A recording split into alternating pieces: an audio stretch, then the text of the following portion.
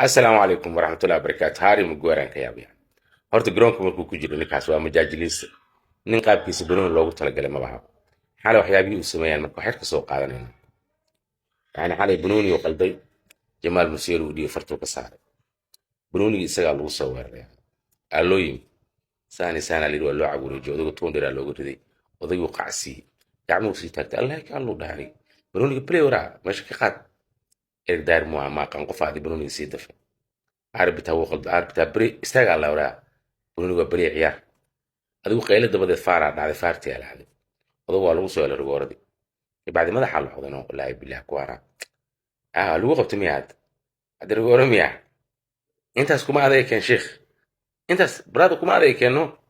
banooni aa la dedigtay waxaa tiri goolkan aniga sababtiisa aan laayaan soo aaraa dhexbartanka markaa geysay afar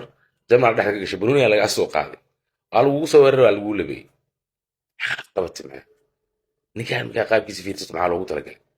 ninkaan maxaa qaab istayl banooni maba lebe isagana bajabajka caadi waa niyo wallahi bilas dhan waa kala luxanaad qaba raare mugor niyo tulku qabsada mida anaga ku qabsanayna banooniga ka fariisay akh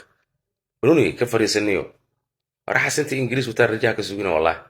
ka intay wataan maana iska aqaanaan ingiriiska mar ku dhig yaa ka mowqif adag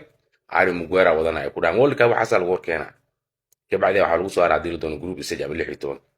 waraada idin salaam aniyo aninka caari mugor majaajilidiisa rabaa